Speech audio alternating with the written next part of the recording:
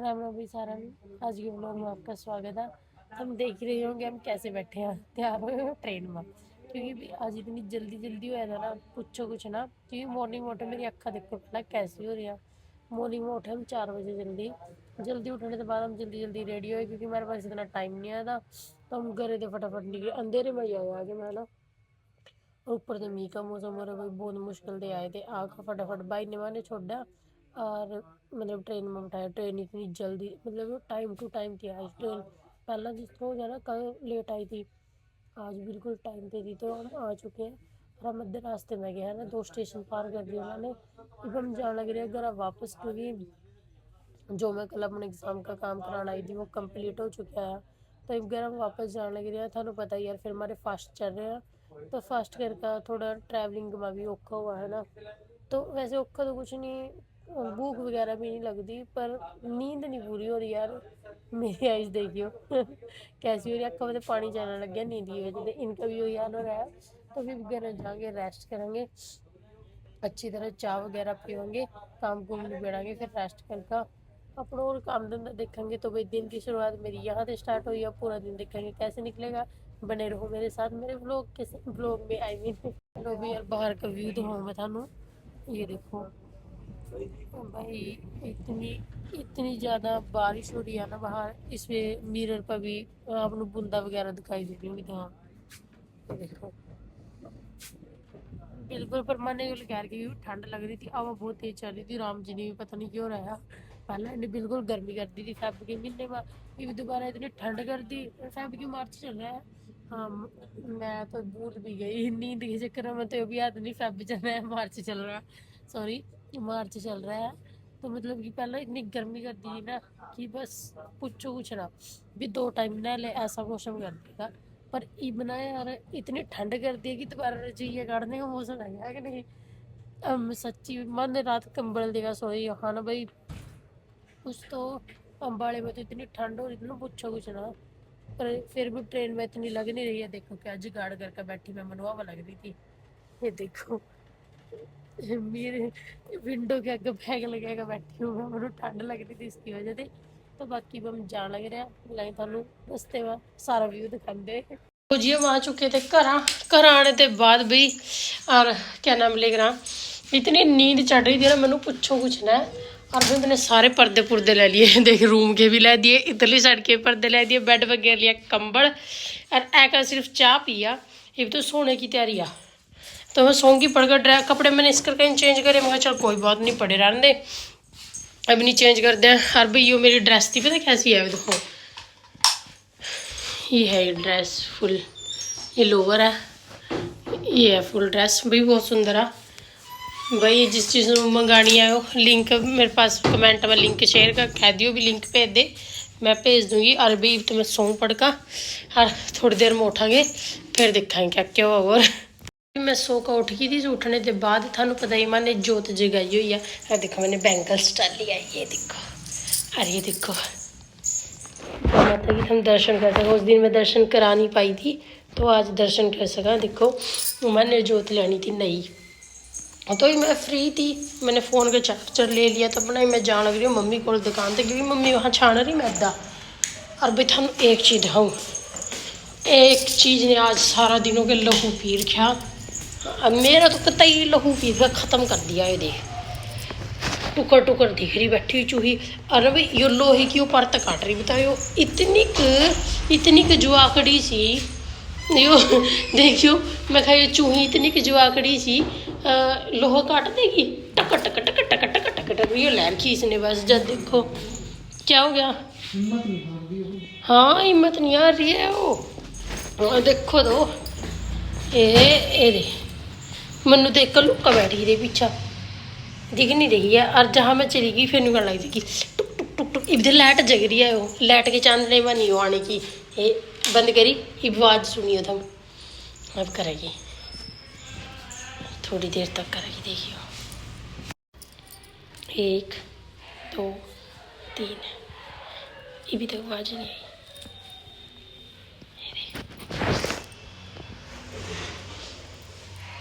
ਨਿਆਣਿਆਂ ਨੂੰ ਕਹਦੇ ਚੂਹੀ ਨੂੰ ਕਹਦੇ ਬੇਇੱਜ਼ਤੀ ਸਭ ਤੋਂ ਪਹਿਲਾਂ ਕਰਾਵਾਂਗੇ।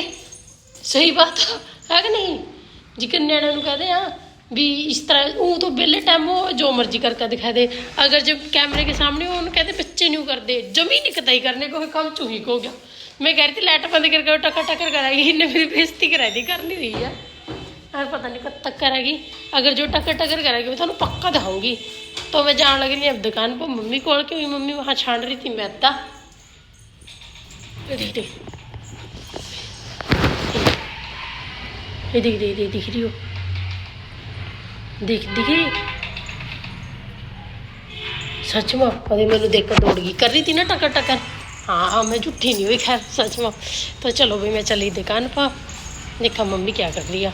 सांझ का टाइम हो चुका था, इधर तारक मेहता लगा रखा, थानू पता ही है, देख दी रहूँ मैं। तो भी मैंने माता रानी की बना दी थी, क्या वो सब्जी जो बना माता रानी बिना उसके खवाया वो।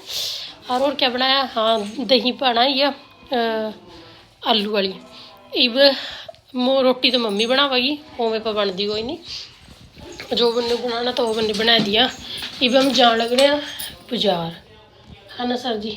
तो इब हम बाजार जान लग रहे हैं, क्योंकि टमाटर वगैरह अदरक तो है, मिर्चा लेनी है, टमाटर लेने आ, और धनिया लेकर आना फ्रैश भी सब्जी में पाने वास्ते। फिर मम्मी आवेगी, भोग लगाएगा अपना खाना खुना वो करके, फिर आप रेस्ट करेंगे। ये पहले चलिए बाजार। मैं चलती थी दुकान करनी नू, क्योंकि जाना था बाजार। तो मम्मी और दोनों जने देख, मम्मी तो बैठी हाँ जी। चलो मैं कह रही आप भी जान दे, और मैं पैरा में रखूंगा यार। देखिए सामान किस तरह करे। चलो चलो जल्दी चलो, मैंने आगे काम करना। तो भाई हम जा रहे हैं बाजार, चलो बाजार में जाकर मिलेंगे। हम बाजार में पहले आए थे हम गौशाला में पाऊँगे चारा। मैंने अपना कट्टा उठा लिया था, भी अपना ले कह रहे हैं। चलो चलिए, चलो भाई गौशाला में चारा पानी से। वैसे तो मैंने उनसे डर लगाया, पर मैं फिर भी ना दूर थे ही इनके उसमें खाने वाले उसमें कह दी वहाँ देख बेचारियाँ देख रही है मेरे कन्ने, तो खाना पाऊँगी। देखिए किस देख रही है ना, इन्हें डाल दो। इब जब मैं भी गौशाला में यो पे चारा पै दूँ, तो भी चारा पाने के बाद मिलेंगे थानू। भी हम बाजार में जाएंगे तो करा, और भी मम्मी उन्होंने दुकान पर कोई सामान था देखना था। मम्मी ने रोटी मारे जोगी बना दिया सब जोगी। तो भी हम खाऊंगे रोटी बर्तन वाली, दिखाऊंगी मैं थाने। और मैं चलिए दुकान पर। अभी रात का टाइम हो चुका था, और बाड़ियों ऊपर कोठे पर कूद रही पूरी नायरा भी दोनों जनियाँ लग रही है। तो भाई जब रोटी राटी सारा ने खा ली थी, क्योंकि थानू पता है मम्मी ने बनाई थी आज रोटी व्रत वाली। तो मन माता रानी को भोग लगाया का सारा काम निपेड़ के मैं रोटी खा ली थी। ये मैं अपनी बेड शीट चेंज कर रही हूँ, जो मैं करना चाहूँ थी पर कई दिन हो गए। तो भाई बेड शीट चेंज ये तो बिछा दी मैंने, क्योंकि मेरे अभी जी कड़वा कर चले गए थे दुकान में।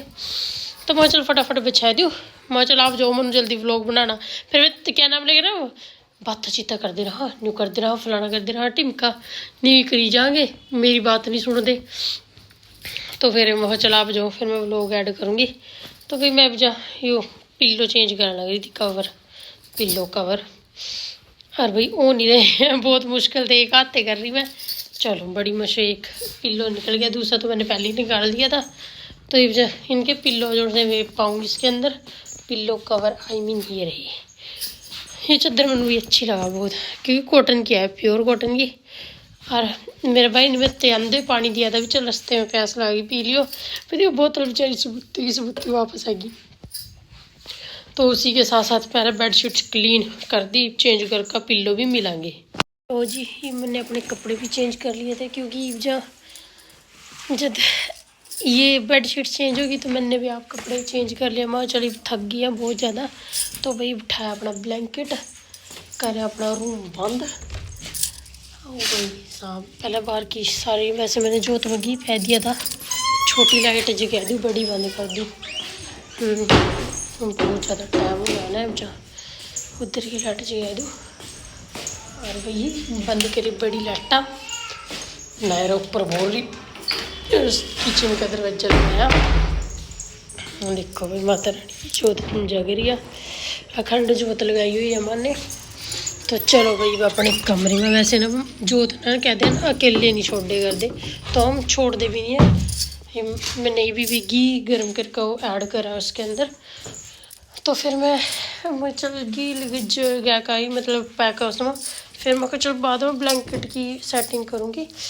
तो भाई और मेरे फ़ोन का स्टैंड मेरा भाई ले गया थक तो बताया था मैंने, मेरा भाई माता पर जाएगा तो उसके लिए वो लेके गया है। मैं कहा चल कोई ना, तो भी ऐस कर अपनी बब्बू के सिर पर, तो भी ऐस कर।